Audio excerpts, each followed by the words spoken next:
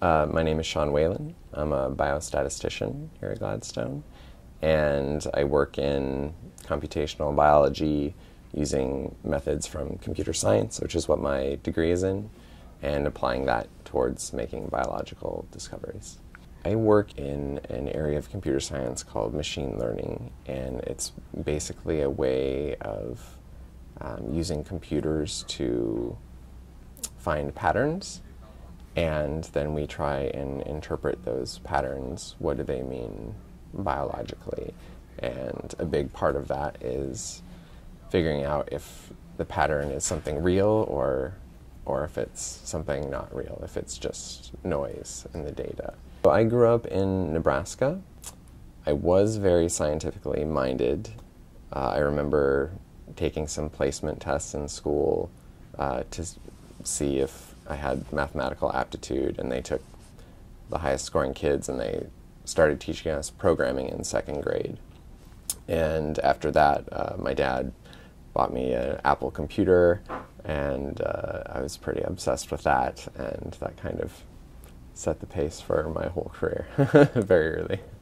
I was on a very applied track when I started my undergraduate degree in computer science. And so I was doing internships during my undergrad. There were a couple things I noticed during those internships. One was that the change of pace of the technology is so rapid that a lot of people learn a skill set and then it quickly becomes out of date. I wanted to do something that was less transient and tied to the technology rather than implementing a particular system that would be used for a couple years and then be outdated. I wanted to work on something that would maybe solve a more fundamental question. And working with biology, it's just really exciting because there's all of this potential to make new discoveries. There's things we don't even know we don't know.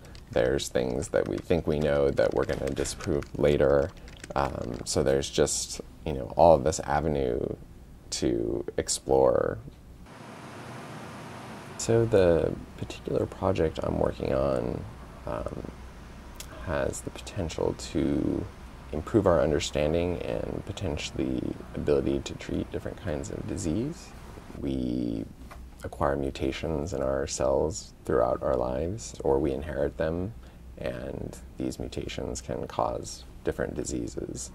Some of the work we're working on right now is identifying certain parts of the genome that are very important, and if there's a mutation in that part or nearby, then we know it's going to have a big effect on disease.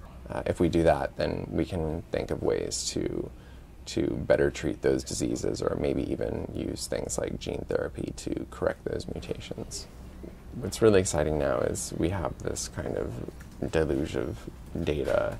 We have all of these new experiments that are being done by biologists, and they produce tons and tons of data.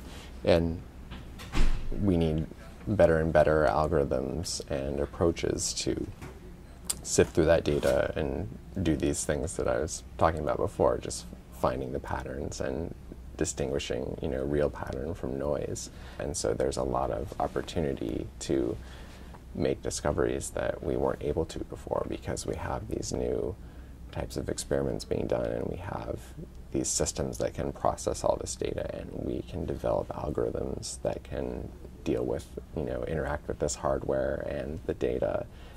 So I think it's going to be a long time before we've, figured it all out, and it's an exciting time to be able to work on all of this.